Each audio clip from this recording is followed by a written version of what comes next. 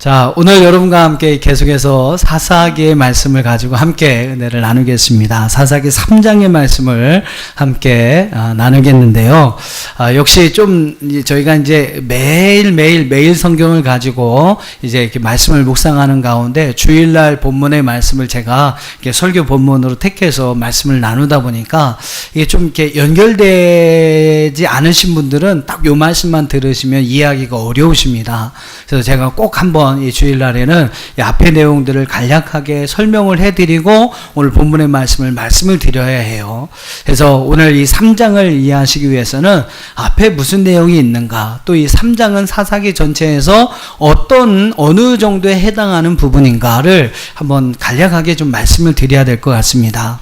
이 사사기는 크게 세 개의 부분으로 나눕니다. 서론, 본론, 결론으로 나누는데 한번 여러분 보세요. 한번 성경을 보세요. 1장 1절부터 오늘 읽으신 말씀입니다. 3장 6절까지를 서론이라고 이야기를 합니다. 뭐 3장 끝에서 서론이 끝나는 게 아니라 3장 6절에서 서론이 끝나요. 그래서 서론에서는 무슨 얘기를 하고 있냐면 이스라엘의 그 가나안 정복 작전의 실패에 관한 이야기를 합니다. 하나님은 그 땅에 있는 이스라엘 백성을 통해서 그 땅 가나안 땅에 있는 모든 민족들, 이방의 민족들을 다 몰아내라, 아니면 다 그들을 섬멸하라 말씀을 하셨어요. 근데 참 이스라엘 백성들은 그 말씀이 온전히 순종하지 못합니다. 때로는 힘이 없어서, 또 마음에 두려움과 염려가 있어서, 때로는 이익 때문에 그들을 종으로 사용하려고 하는 그러한 마음 때문에 가나안의 이방 민족들을 다 몰아내지 못해요. 그래서 그런 이야기가 1장과 2장에 나오고 있습니다. 그리고 이제 3장 7절부터가 본문이 됩니다. 그래서 3장 7절부터 16장까지가 본문이 돼요. 자, 본문의 내용은 무엇일까요? 말 그대로 사사들의 이야기, 사사들의 기록을 이야기합니다. 그래서 이 사사기의 중심 내용은 뭐냐면 12명의 이스라엘의 사사를 통해서 어려움 가운데 있는 이스라엘 백성들을 하나님께서 어떻게 구원하셨는지, 그 이야기가 이제 본문에 나오는 이야기예요. 그래서 여러분 3장 7절부터 16장까지는 무슨 얘기가 나오냐면 바로 이스라엘 백성들의 사사에 관한 이야기가 나옵니다. 그래서 이스라엘 백성들이 어떤 이방 민족에게 여러 가지 어려움을 당하고 있을 때 하나님께서 어떤 사사를 통해서 그 백성들을 구원했는가, 특별히 12명의 사사에 관한 이야기가 쭉 나옵니다. 그 12명이 여러분 누구인지를 한번 이제 성경에서 한번 여러분 집에 돌아가셔서 사사기의 본문의 말씀 3장 7절부터 16장까지 읽으시면서 한번 여러분 찾아보세요. 12명의 사사가 누구인가. 자, 그 다음에 이제 17장부터 마지막 21장까지가 어떤 얘기냐면 이 사사기가 좀 해피엔딩으로 끝나면 좋은데요, 해피엔딩으로 끝나지 않습니다. 계속되는 이스라엘의 종교적인 어떠한 혼란에 대해서 막 이야기가 나오고, 그러면서 백성들이 같이 도덕적으로 부패해가는 이야기가 나와요. 여러분 잘 기억하십시오. 믿음의 사람들, 또 하나님을 믿는다고 하는 사람들은 먼저 영혼이 잘 돼야 합니다. 종교적인 여러분 이런 거에 있어서 우리가 좀 안정을 찾고, 또 여러분 하나님과의 관계가 회복되어질 때에 여러분 사람과의 관계도 회복되어지는 것이고요, 여러분의 범사가 형통하고 여러분이 행하는 모든 일들이 강건하게 되는 겁니다. 그러니까 요한 3서 1장 2절이죠. 내 영혼이 잘됨 같이 범사가 잘되고 내 모든 것이 강건하게 된다. 여러분 믿는 사람들은 할 수 없어요. 여러분 이제 하나님 믿기로 작정하시고 믿음의 길을 걸으셨으니까 여러분은 먼저 영혼 잘 되기를 위해 힘써야 할 줄 믿습니다. 그러니까 영혼이 잘 돼야 여러분 범사도 잘 되는 거죠. 그러니까 이스라엘 백성들은 이 영혼이 잘 되는, 즉 종교적인 것에 여러분 혼란이 오고 문제가 오니까 사람들이 다 도덕적으로도 부패해 가게 됩니다. 그러면서 이제 그러한 이야기들이 이제 마지막 결론 부분 중에 17장부터 21장까지 결론이 조금 길죠. 그래서 그 말씀들이 나오고 있습니다. 자, 이렇게 서론, 본론, 결론을 사사기는 나누는데, 자, 오늘 말씀은 그럼 어떻습니까? 서론의 마지막 부분이고 또 본론의 시작입니다. 서론과 본문이 같이 포함되어 있는 구절이 오늘 함께 읽으신 본문의 말씀이에요.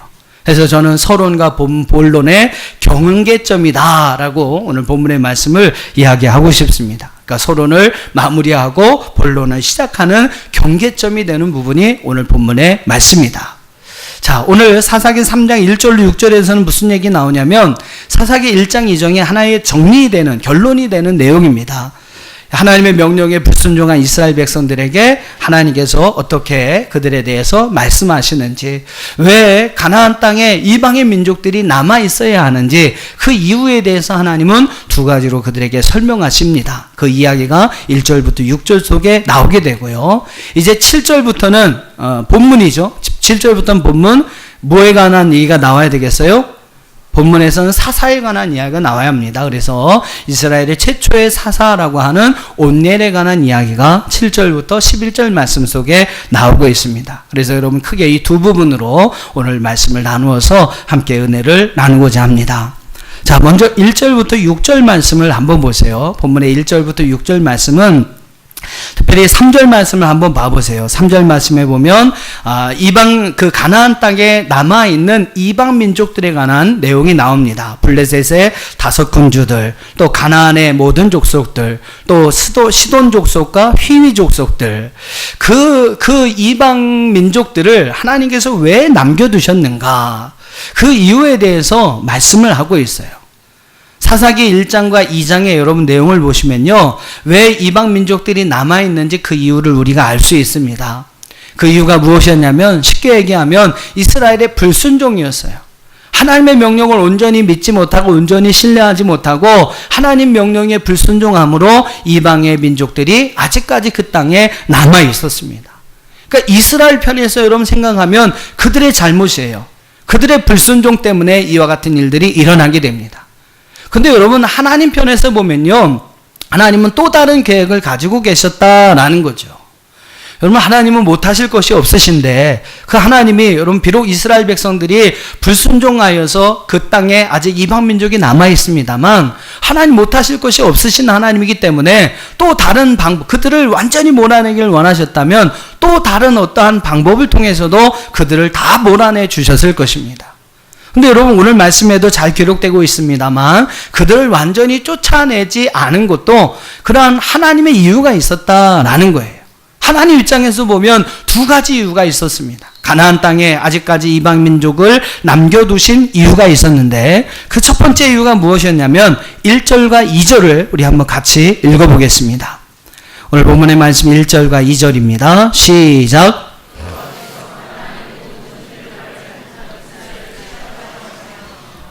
이스라엘 자손의 세대 중에 아직 전쟁을 알지 못하는 자들에게 그것을 가르쳐 알게 하려 하사 남겨두신 이방 민족들은, 자, 특별히 이 1절도 그렇지만 가나안의 모든 전쟁을 알지 못한 이스라엘을 시험하시려고, 또 2절에 보면 아직 전쟁을 알지 못하고 경험하지 못한 자들에게 그것을 가르쳐 알게 하여 주시려고 남겨놓으신 이방 민족들은 이라고 말씀하고 있어요. 그러니까 하나님께서 그들을 남겨두신 이유가 있습니다. 어떤 이유 때문이에요? 전쟁을 알지 못한 사람들, 또 전쟁을 통해서 하나님의 이제 말씀하시고자 하시는 그 은혜와 진리들을 알지 못하고 깨닫는 자들을 향해서 그들에게 깨우침을 주고 그들에게 분명한 그 사실을 알게 하여 주시려고 그들을 남겨두셨다라는 거예요. 자, 어떤 사람들이 이스라엘 백성들 가운데 어떤 사람들이 전쟁을 경험했겠습니까? 애굽에서 이제 출애굽을 해가지고 광야를 막 다니는데 아말렉 족속들이 막 이스라엘 백성들을 괴롭히는 거예요. 그 이스라엘 백성들이 이제 여호수아를 앞장서서 그들과 함께 싸워서 전쟁을 합니다. 또 광야를 이렇게 막 지나가고 있는데 뭐 암돈과 시돈 뭐 이런 사람들이 막 이스라엘 백성들, 이방의 민족들이 이스라엘 백성들을 가지 못하도록 괴롭힙니다. 또 그들과 여러분 막 싸워야 되는 거죠. 또 이제 여호수아를 통해서 가나안 땅에 들어가려고 할 때 그 가나안 땅이 이미 가나안의 7 족속들이 차지하고 있는 땅이었습니다. 그래서 그 땅을 정복하기 위해서는 또 그들과 싸워서 그들을 몰아내면서 그 땅을 차지해야 해요. 자, 이스라엘 백성들이 이제 광야나 그 가나안 땅을 점령하면서 많은 세대들이 싸움을 하게 됩니다. 뭐 40년이 넘는 세월이었으니까 한 2세대 정도에 걸쳐서 싸움을 하게 됩니다. 싸움을 하면서, 전쟁을 하면서 경험하고 느끼는 것이 여러분 무엇일까요? 이스라엘 백성들이 여러분 그 싸움에서 패배했다면 그들은 다 죽었을 것입니다. 전쟁에서 여러분 패배는 죽음입니다. 아마 이스라엘 백성들이 광야에서 싸우다가 죽었으면 그들은 뭐 가나안 땅 그 입구도 못 가봤을 거예요. 또 가나안의 그 땅을 차지하는 전쟁에서 그들이 실패했다면 그들은 그 가나안 땅을 차지할 수가 없었을 것입니다. 근데 그들은 그 모든 전쟁에서 다 승리했어요. 어떻게 여러분 승리할 수가 있었습니까? 그들의 여러분 군사력이 막강했나요? 그것도 아닙니다. 그들이 뭐 아주 최정예로 잘 훈련받은 군사들이 있었습니까? 그것도 아니었어요. 그렇다고 뭐 그들이 여러분 뭐 좋은 무기, 최신식의 무기를 가지고 있었습니까? 그것도 아니었어요. 이스라엘 백성들이 승리할 수 있었던 이유는 딱 한 가지였습니다. 바로 여호와 하나님께서 그들과 함께 하셨기 때문입니다. 하나님께서 여러분 그들과 함께 하여 주셨기 때문에 그들이 승리할 수가 있었던 거예요. 단적인 예를 보세요. 이제 아말렉과 여호수아와 이스라엘 백성들이 전쟁을 합니다. 어떤 일들이 일어나죠? 모세의 손이 올라가면 이스라엘 백성이 이깁니다. 근데 모세가 피곤해서 손이 내려가면 아말렉이 이기는 거예요. 아론과 훌이 모세 옆에서 그 사실을 보고 있습니다. 야, 큰일 났다. 저 손이 내려오면 이스라엘이 지는구나. 저 손이 올라가 있어야만 이스라엘이 이기는구나. 참 여러분 신기하지 않습니까? 전쟁은 병사들끼리 싸우는 전쟁인데 그 이스라엘과 아말렉이 싸우는 전쟁은 모세의 손이 올라가느냐 내려가느냐에 따라서 승패가 결정되는 전쟁이었다는 거예요. 그러니까 아론과 훌이 그걸 딱 깨닫고 어떻게 합니까? 모세의 팔이 내려오지 않도록 양쪽에서 그 팔을 받아 올립니다. 그래서 이스라엘 백성들이 모세의 팔이 내려오지 않음으로 승리하는 역사가 일어나게 됩니다. 그러니까 여러분 뭐 그들이 잘 싸워서 승리한 게 아니에요. 하나님께서 그들과 함께 하셔서 그들을 도와줬을 때 이스라엘 백성들은 승리했고요. 하나님이 그들과 함께 하지 않으면 이스라엘 백성은 패배할 수밖에 없었습니다. 이스라엘의 여러분 광야와 가나안 땅의 전쟁은 다 그런 것이에요. 하나님이 함께 하실 때 그들은 초롱성벽이라고 했던 여리고 성도 무너뜨렸어요.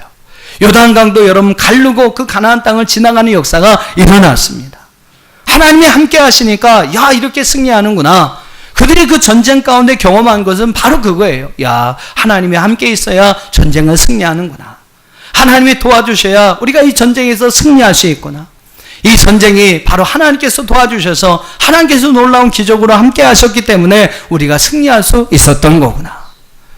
전쟁을 경험했던 이스라엘 백성들은요, 그 전쟁을 통해서 하나님의 능력과 하나님의 구원의 은혜들을 경험할 수가 있었던 것입니다. 근데 여러분, 이제 세대가 또 바뀌어서 이제는 전쟁을 경험하지 못한 이들이에요. 전쟁을 경험하지 못한 이들이 지금 가나안 땅을 차지하고 있습니다. 자, 그들은 무엇을 알지 못해요? 그 전쟁을 통해서 경험한 그런 하나님의 은혜들을 그들은 알지 못하는 것입니다. 그래서 하나님을 의지하지 않아요. 하나님을 의지하는 것이 그들의 인생의 승리이고 그들의 전쟁에서의 승리가 되는데 그것을 알지 못하고 깨닫지 못하기 때문에 그들은요 하나님을 섬기지 아니하고 다른 이방인들과 똑같이 다른 우상들을 섬기는 거예요. 하나님은 여러분 바로 그들에게 그러한 전쟁을 통해서 알 수 있는 그러한 하나님의 구원과 하나님의 능력을 경험하게 하시려고 그들에게 그 사실을 알게 하시려고 바로 이방 민족들을 남겨두셨다라는 겁니다. 그리고 이제 남아있는 그들과의 전쟁을 통해서 이스라엘 백성들로 하여금 그것을 경험하게 하신다라는 사실이죠. 그런 경험, 이제 말씀을 이제 묵상하면서 제가 그런 묵상을 해봤습니다. 왜 열심히 믿음으로 사시는데, 믿음으로 살려고 참으로 노력하시는데, 또 열심히 막 기도하면서 이렇게 사시는데, 왜 믿는 그 믿음의 성도들 삶 가운데 나쁜 일들이 있을까? 나쁜 일이라는 표현이 그렇지만, 왜 어려운 문제들이 자꾸 생기는 것일까? 정말로 이렇게 제가 봐도 참 신실한 믿음 가지고 하나님 원하시고 기뻐하시는 모습으로 살아가고 있는 그런 믿음의 모습이 분명히 보이는데 왜 그런 삶 속에 문제가 생기고 어려움들이 생기고 힘든 일들이 생기는가라는 겁니다. 왜 여러분 그런 일들이 생기겠습니까? 하나님이 우리를 사랑하지 않기 때문에 여러분 그런 건가요? 아닙니다. 하나님의 사랑은요 1000년이 2000년이 지나가도 변하지 않는 사랑이라고 성경은 말씀하고 있어요. 사람이 변했지 하나님은 절대 변하지 않습니다. 그럼 하나님이 우리를 사랑하는 그 마음이 없어진 것인가? 여러분 그것도 아니에요. 그 아들까지 우리에게 내어주실 정도로 우리를 사랑하신 하나님이십니다. 왜 이런 일들이 하나님을 믿는 믿음의 성도들의 삶 가운데 일어나고 있느냐? 왜 문제들이 생겨나느냐? 아무리 기도해도 왜 그 문제가 해결되지 않고 여전히 내 삶 가운데 그 문제들이 존재하고 남아있느냐라는 겁니다. 왜 그럴까요? 바로 오늘 말씀과 같은 겁니다. 하나님의 구원의 은혜와 능력을 경험하게 하기 위해서, 하나님이 함께 하시는 것이 가장 축복이고 하나님이 함께 하시는 것이 우리에게 가장 큰 은혜라는 사실들을 깨닫게 하기 위해서 하나님 그런 문제들을 남겨두신다는 거예요. 이스라엘 백성들 그 땅에, 가나안 땅에 이방 민족을 남겨두시는 것처럼 우리의 삶에 해결되지 않는, 또 해결되고도 또 다른 문제가 생기는 이유가 있다면 바로 그 문제들을 풀어가고 그 문제들을 해결해 가면서 바로 우리 하나님에 대한 분명한 사실을 알게 하고 하나님에 대한 여러분 우리의 믿음을 더 굳건하게 하기 위해서, 그래서 더욱더 하나님을 의지하게 하기 위해 그러한 삶의 문제들이 끊이지 않고 우리의 삶 가운데 나타나고 있다라는 것입니다. 인생의 문제들은 참 우리를 어렵고 힘들게 만듭니다.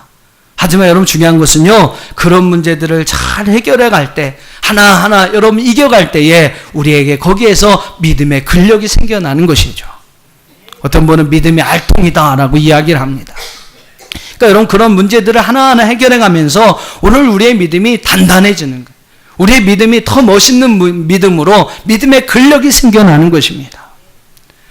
헬스클럽을 여러분 가보셨겠지만 거기 가면 막 등치 이런 분들이요 막 땀을 펄펄 흘리면서 막 힘들게 운동을 합니다. 막 여자분들은 막 누가 시키지도 않아요. 활짝활짝 뛰면서 막 에어로빅을 하고 있어요. 전 그렇게 힘든 일 하면 오히려 돈을 받는 건지 알았거든요. 근데 아니더라고요. 돈을 주고 하더라고요. 뭐 한 달에 몇만 원씩 이렇게 내가면서 그 일을 합니다. 왜 그렇게 힘든 일을 돈 주고 합니까? 여러분 그렇게 운동을 하다 보면 막 근력이 생겨요. 그죠? 그래서 남자분들은 막 멋있는 근육을 갖게 되고 여자분들은 또 아름다운 몸매를 갖게 되는 것입니다. 그러니까 여러분 인생의 문제가 바로 그와 같다는 거예요. 그 문제를 당할 때는 힘들고 어렵지만 그 문제를 해결해 가면서 믿음의 성장을 이루게 됩니다. 우리의 믿음이 더 단단해지는 거예요. 우리의 믿음이 여러분 더 큰 은혜와 능력을 갖게 되는 것입니다. 그런 문제들을 해결해 가면서 야 하나님이 이렇게 나를 도우시는구나, 하나님이 이렇게 살아계셔서 나와 함께 하시는구나 라는 사실을 깨닫게 되면서 우리는 더 하나님을 의지하며 살아가게 되는 줄로 믿습니다. 여러분 어려움 가운데 있었던 분들이 여러분 얘기를 한번 들어보세요. 그때는 어렵고 힘들었던 문제지만 지금은 그것이 저의 간증입니다. 그때는 정말로 힘들고 어려웠는데 지금 지나고 가면 그 모든 것이 다 하나님의 은혜였습니다 라고 많은 분들이 고백하고 있습니다. 사랑하는 성도 여러분, 염려하지 마세요. 걱정하지 마세요. 오늘날 여러분의 삶 가운데 그런 문제들을 남겨두신, 인생에 사라지지 않는 문제들이 있는 분명한 이유가 있습니다. 하나님 우리의 믿음을 더 강하게 하시고 또 바로 그러한 여러 가지 사건들이 해결되는 것을 통해서 바로 저와 여러분에게 아름다운 간증거리를 주시기 위해 그러한 문제들이 사라지지 않는다는 사실입니다. 여러분을 힘들게 하고 어렵게 만들려고 하나님 주신 것이 아니라 오늘 우리에게 좋은 은혜의 간증거리가 되게 하시려고, 그리고 우리에게 더 귀한 믿음을 주시려고 하나님께서 우리에게 주시는 은혜라는 사실을 믿으시기를 바랍니다. 고난에는 제가 맨날 강조하죠. 고난은 반드시 분명히 뜻이 있습니다. 이유 없이 당하는 고난은 없어요. 근데 여러분 우리를 향한 하나님의 뜻은 늘 유익한 것이고 좋은 것인 줄로 믿습니다. 그러니까 우리에게 여러분 좋은 유익을 주시려고, 오늘 우리의 삶에 더 필요한 은혜와 유익을 주시려고 하나님 때때로 고난이라는 과정을 통과하게 만드신다는 거예요. 삶의 어려운 문제들을 여전히 남겨두신다는 겁니다. 그런 문제들이 있을 때 여러분 인생 가운데 혹시 이런 문제들이 있을 때 오늘 말씀을 꼭 기억하셨으면 좋겠습니다. 고난을 통해서도 하나님 분명히 우리를 유익하게 하실 수 있는 하나님이세요. 그 고난을 통해서 하나님 오늘 우리를 오히려 유익하게 하시고 하나님의 능력과 구원을 경험케 하시는 놀라운 은혜를 허락해 주시며 우리의 믿음을 강하게 하셔서 여러분 더 하나님만을 의지하며 하나님만을 바라보며 살아갈 수 있도록 우리를 도와주시는 줄로 믿습니다. 또 하나의 이유가 있습니다. 또 하나의 이유가 왜 이방 민족들을 그 땅에 남겨두셨는가? 4절을 한번 읽어보겠습니다. 두 번째 이유는 4절에 기록되고 있습니다. 4절 시작.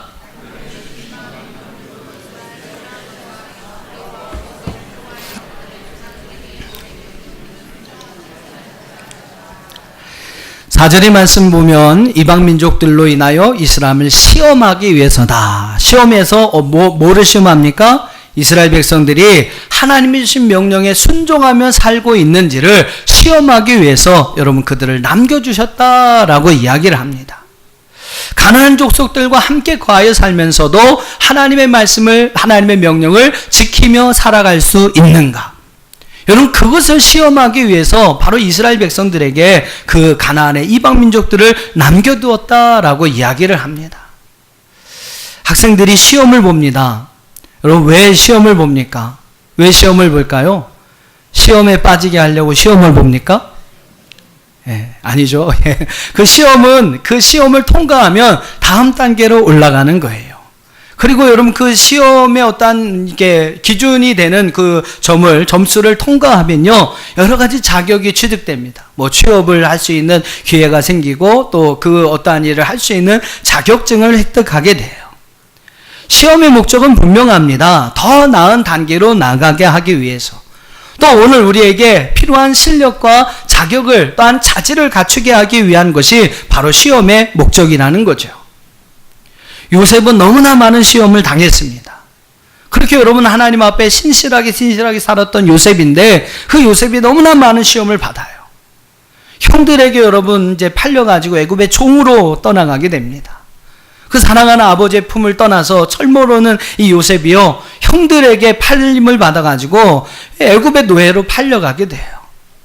또 그곳에서도 좀 열심히 살아보려고 노력을 했는데 여주인의 그 유혹을 물리쳤다는 그 이유 하나 때문에 괘씸죄가 걸려가지고요, 감옥에 갇히는 그러한 신세가 됩니다. 얼마나 여러분 억울합니까? 왜 여러분 이 요셉에게 이러한 시험을 하나님이 주셨느냐라는 거예요. 왜 그렇습니까? 우리는 여러분 잘 알고 있잖아요. 바로 그 요셉을 통해서 그 나라와 민족을 구원하고 그 가족을 구원하고 더 나가서 전 세계의 사람들을 구원할 생명의 부양자로 하나님 그를 사용하시기 위해서, 그만한 여러분 실력과 자질을 갖추게 하기 위해서 그 모든 고난의 과정들을 지나가게 하셨다는 사실입니다. 그 고난의 과정들이 여러분 요셉에게 없었다면요, 그는 아버지 안에 그냥 철부지인 아들로서 쓰임받고 끝났을 것입니다. 근데 그 고난의 과정을 믿음으로 잘 이겨냈던 이 요셉이었기 때문에 요셉은요, 세계를 구원할 수 있는 생명의 부양자로 하나님 앞에 쓰임받게 된 줄 믿습니다. 하나님은요, 이 요셉과 같이 또 오늘 이스라엘 백성 같이 때때로 우리를 시험하십니다. 그리고 그 시험을 통해서 오늘 우리에게 하나님의 귀한 역사를 위해 하나님의 뜻을 이룰 그러한 위대한 사람으로서 우리가 세워질 수 있도록 우리에게 필요한 자질과 능력을 허락해 주시는 하나님이신 줄 믿습니다. 그 시험만 여러분 잘 통과하면요, 하나님은 우리를 이 땅에서 높여주세요. 우리를 통해서 하나님의 계획하신 놀라운 일들을 이룰 수 있게 하는 놀라운 은혜를 허락해 주실 줄 믿습니다. 혹시라도 여러분의 삶에 그런 시험이 있다면 여러분 감사하세요. 기뻐하세요. 그 시험을 여러분 인내하며 잘 통과하기만 하면 여러분 하나님의 손에 귀하게 붙들려 하나님의 뜻을 이루는 귀한 도구로 쓰임받게 될 줄로 믿습니다. 시험의 과정은 여러분 그 과정을 통과하는 것은 힘든 과정입니다. 하지만 여러분 그 과정을 잘 통과하면 그만한 능력과 자격과 차질을 갖추게 되는 것이고, 그리고 하나님의 큰 역사를 위하여 놀라운 하나님의 귀한 도구로 쓰임받게 되는 줄로 믿습니다. 자, 오늘 여러분 그런데요, 이 시험을 잘 통과하면 그렇게 되는데 오늘 이스라엘 백성들은 어떻게 됐습니까? 그 하나님의 시험을 잘 통과했습니까? 잘 통과하지 못했습니까? 6절의 말씀을 한번 읽어보실게요. 6절의 말씀 시작.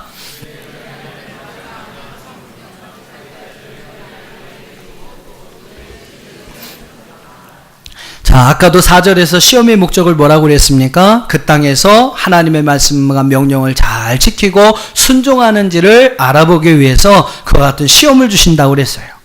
근데 여러분 6절의 말씀을 봐보세요. 6절의 말씀 보니까 그들은 그 가나안 땅에 살면서요, 가나안 이방민들과 똑같이 살았습니다. 하나님의 거룩한 백성으로서의 거룩함을 잊어버렸어요. 하나님의 자녀로서의 특권을 잃어버리고 이방민족들과 똑같이 살았어요. 하나님은 그들과 섞이지 않길 원하셨습니다. 그래서 그들과 결혼하지 말라고 이야기를 했어요. 근데 여러분 그들은요, 자기의 딸을 그들의 아들에게 내어줍니다. 그리고 그들의 딸을 자기의 아들에게 줍니다. 그러면서 여러분 하나님 명령과 말씀에 불순종하는 거예요. 또 그들도 그들과 똑같이 이방 민족들과 똑같이 그 이방의 섬들을, 이방의 우상들을 섬기게 됩니다. 하나님만을 섬기고 하나님만을 찬송하며 하나님의 말씀만을 따라야 할 그들이요, 그들과 똑같이 가나안의 이방 민족들과 똑같이 바알과 아세라의 신들을 섬기는 이러한 일들을 행하게 됩니다. 거룩함은 구별됨이라고 늘 말씀을 드렸어요. 하나님의 거룩한 백성으로서의 거룩한 삶을 살아야 하고 하나님의 자녀로서의 구별된 삶이 오늘 우리 가운데 있어야 하는데 세상에서 똑같습니다. 믿는 사람이나 안 믿는 사람이나 똑같이 살아가는 거예요. 그들과 같은 똑같은 모습으로 살아가면서 하나님 원하시고 기뻐하시는 성도로서의 거룩함, 하나님의 백성으로서의 거룩함, 하나님의 자녀로서의 거룩함을 잃어버리고 있다라는 거예요. 이 거룩함을 잃어버린 이스라엘 백성들은 여러분 결국 어떻게 됩니까? 그 시험을 통과하지 못해서요, 시험을 통과하지 못해서 이방의 민족들로 인하여 큰 고통을 당하게 되더라는 것입니다. 자, 한번 7절과 8절을 한번 보세요. 결국 하나님이 원하시는 그 시험을 제대로 통과하지 못하고 이스라엘 백성들은 이방 민족의 가증스러운 풍습을 쫓아 살아가면서 결국 하나님을 떠난 이유로 인하여 고통을 당하기 시작합니다. 7절과 8절을 읽어보겠습니다. 시작.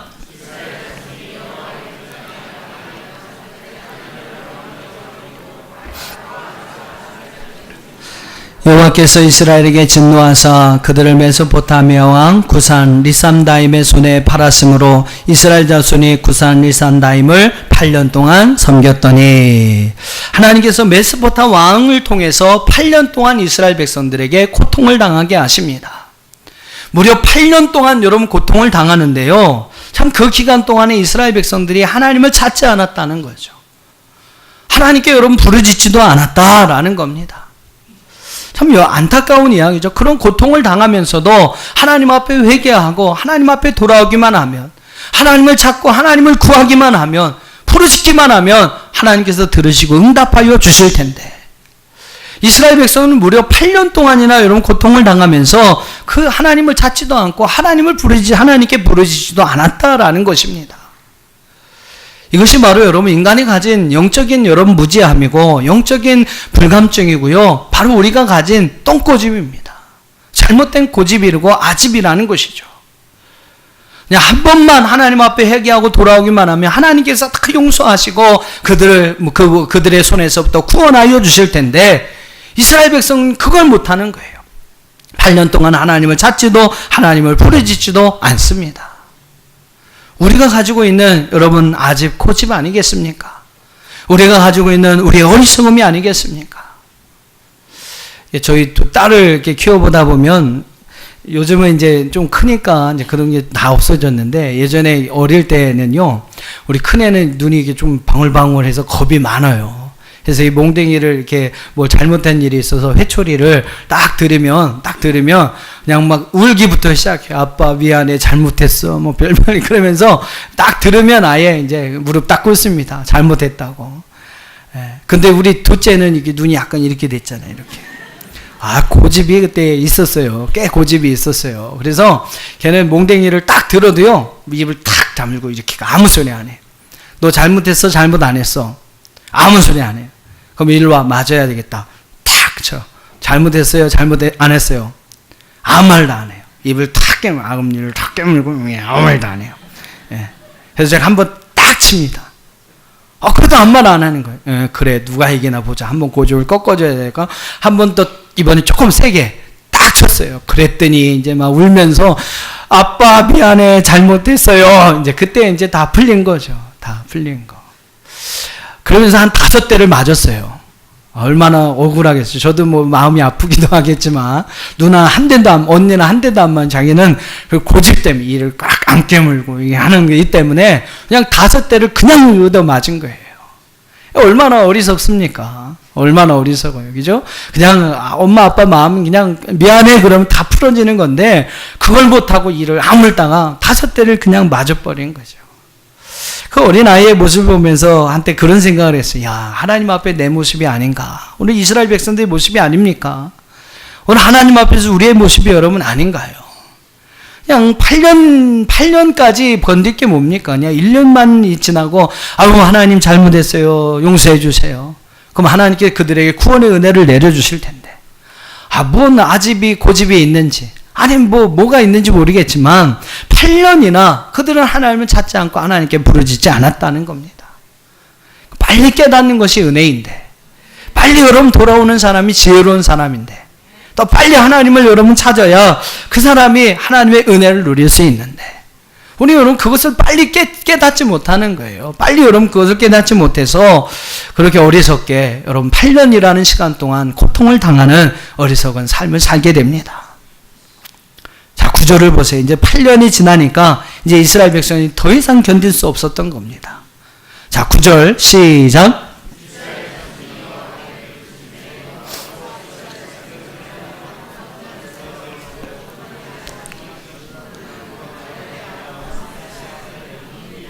예, 8년간에 걸친 메소포타미아 압제 안에서 더 이상 견딜 수 없게 된 이스라엘이 비로소 하나님을 찾습니다. 하나님께 부르짖습니다.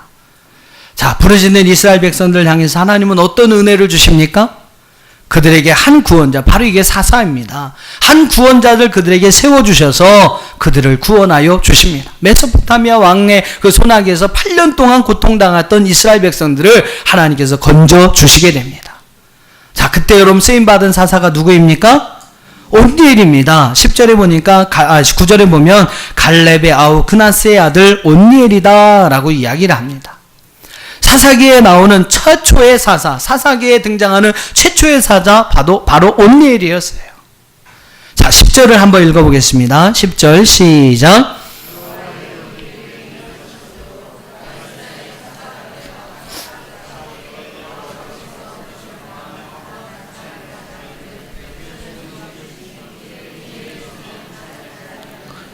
자, 여러분 10절의 말씀을 보면 이스라엘의 구원을 위해 하나님께 세워주신 사사가 가져야 할 중요한 조건이 하나가 있었습니다. 그 여러분 무엇입니까? 여호와의 영이 임하였다라고 말씀하고 있어요. 여호와의 영이 그에게 임하여서 그가 이스라엘의 사사가 되었다라고 이야기를 합니다. 여기에서 여러분 여호와의 영이 임하였다는 것은 두 가지 의미를 가지고 있어요. 하나님께서 그를 인정해 주었다라는 겁니다. 이스라엘을 구원한 사사로서 하나님께서 그를 인정해 주었다. 그를 세워주셨다라는 하나의 표시로서 여호와의 영이 그에게 임한 게 됩니다. 또 하나의 이유가 있는, 또 하나의 의미가 있는데, 또 하나의 의미는 그 일을 행할 만한 능력을 주셨다라는 의미를 가지고 있어요. 그러니까 여호와의 영이 임한다는 것은 어떤 의미냐면, 첫째는 하나님께서 인정해 주셨다. 또 하나는 그 능력, 그 모든 일을 행할 만한 능력을 주셨다라는 의미를 가지고 있습니다. 그러니까 여러분 그렇게 하나님이 영이 함께 하셨기 때문에 이 온니엘이 사사로서 그 일을 감당할 수 있었고, 이스라엘 백성들을 그 메소포타미아 왕 구산 리산다임의 손에서 8년 만에 그들을 건져낼 수 있는 놀라운 일들을 감당할 수가 있었던 것입니다. 하나님의 인정과 하나님의 신 능력이 있었기 때문에 이 일을 행할 수 있었다는 거죠. 사랑하는 성도 여러분, 하나님의 일을 행할 때 우리가 가져야 할 중요한 조건이 있습니다. 바로 하나님의 영이 우리 가운데 임하는 것인 줄 믿습니다. 여러분, 성령을 받은 사람이 행하는 것과 성령을 받지 못한 사람이 일하는 것은 분명히 다르다는 거예요. 성령을 받은 사람이 일하면 거기엔 하나님의 인정이 있습니다. 그리고 그 일을 행할 만한 능력도 하나님께서 부어주십니다. 그러니까 여러분 그 맡겨진 일을 능히 감당할 수가 있는 것이죠. 근데 여러분 그렇지 못한, 성령의 어떠한 임재를 경험하지 못한 사람이 일을 할 때는 힘든 거예요. 왜요? 거기엔 하나님의 인정도 없고 거기엔 그럴 만한 능력, 그 일을 행할 만한 능력도 갖지 못했기 때문에 그 일을 행할 때 힘들고 어려움이 있는 것입니다. 죄를 맡아서 행하는 저와 여러분에게 여호와의 영이 임하기를 주의 이름으로 축원합니다. 그래서 그 영을 통해서 하나님의 인정이 있고 또 그 일을 감당할 만한 하나님의 능력을 가지셔서 그 일들을 잘 감당할 수 있는, 오늘 이 온니엘 같이 또 이스라엘의 다른 사사들과 선지자들과 예언자들과 많은 믿음의 사람들과 같이 여러분에게 주어진 맡겨진 귀한 일들을 잘 감당해가는 저와 여러분들이 되시기를 주님의 이름으로 축원합니다. 이거 한 번만 말씀드리고 말씀을 정리하도록 하겠습니다. 한번 창세기 2장 7절을 한번 보시죠. 창세기 2장 7절을 한번 여러분 찾아서 우리 같이 한번 읽어보도록 하겠습니다. 창세기 2장 7절입니다. 시작. 여호와 하나님이 땅의 흙으로 사람을 지으시고 생기를 그 코에 불어넣으시니 사람이 생명이 되니라. 사람은 여러분 뭐가 사람이냐면요. 뭐가 사람이냐면 두 가지가 있다는 겁니다. 하나는 하나님께서 흙으로 사람을 지으셨다. 먼지 티끌이라고 하는 아파르라고 하는 단어입니다. 아파르로 사람의 몸을 지으셨어요. 또 하나님은 우리 코에 생기를 넣어줘. 하나님의 숨, 하나님의 호흡이라고 하는 리시마라는 것을 우리에게 불어 넣어 주셨습니다. 그러니까 여러분 이 아파르와 리시마, 즉 하나님의 우리의 육체와 하나님의 영이 하나로 결합되는 것이 바로 사람이라는 거예요. 레피시 하야라고 해서 레피시라고 하는 것은 존재라는 뜻입니다. 하야라는 것은 살아있다라는 말이거든요. 그러니까 비로소 여러분 우리의 육체와 하나님의 영이 하나가 될 때에 비로소 살아있는 존재, 사람이 된다라는 것입니다. 근데 여러분 중요한 사실이 있어요. 이제 여기서 이제 나중에 하나님의 쉼이라고 하는 리시마가 이제 히브리어 루하흐 성령으로 이렇게 연결이 되는데요. 즉 오늘 우리는 우리 육체와 하나님이 우리에게 부신 성령으로 말미암아 진정한 사람으로 거듭나고 살아있는 영적인 존재로 세워지게 되는 것입니다. 근데 여기 여러분 중요한 그러한 법칙이 있어요. 한 인간을 성인 같다라고 말하고 한 인간을 짐승 같다라고 말할 수가 있습니다. 한 인간을 짐승 같다 말할 수 있고요. 한 인간을 성인 같다라고 말할 수 있어요. 근데 성인이 되고 우리 인간이 성인이 되고 짐승이 되는 이유는요. 딱 하나라는 겁니다. 오늘 우리 안에 여러분이 육적인 어떤 요소와 영적인 요소가 함께 결합된 것이 사람이라 말씀드렸는데 오늘 우리 안에 영적인 요소, 물질적인 요소가 그 힘을 많이 이제 발휘하고 그것에 대해서 여러분 우리가 지배를 받게 되면 우리는 짐승 같은 사람이 되는 거예요. 근데 여러분 바로 우리가 이 영적인 면에서 더 여러분 쓰임을 받고 영적인 면이 오늘 우리를 주관하고 지배하고 간다면 우리는 성인과 같은 삶을 살아갈 수 있다라는 겁니다. 그러니까 여러분 별게 아니에요. 쉽게 말하면 영적인 삶을 살아가는 사람은 사람이지만 진짜 사람이 아니라는 거죠. 육적인 것이 가득한 사람은, 육적인 것에 지배를 받는 사람은 그렇다는 것이고, 영적인 것에 지배를 받는 사람은 진정한 사람으로 살아갈 수 있다라는 것입니다. 여러분 어떻습니까? 여러분 하나님의 영에 의해서 얼만큼 지배를 받으며 살아가고 계십니까? 내가 하나님의 영에 의해서 얼만큼 지배를 받느냐? 여러분 그것에 따라서 우리의 가치가 달라진다는 사실입니다. 소망하기는 오늘 말씀을 들은 저와 여러분에게는 늘 성령의 충만함을 통해서 성령의 지배를 받는 삶을 살아가시는 저와 여러분이 되기를 주님의 이름으로 축원합니다. 성령이 임하여 하나님의 구원의 역사를 이루는데 귀하게 쓰임받았던 오늘 이 온디엘과 같이 또 다른 사사들과 같이 늘 여러분 성령 충만하여서 하나님의 역사를 위하여 참으로 귀하게 쓰임받을 수 있는 저와 여러분이 되시기를 주님의 이름으로 축원합니다.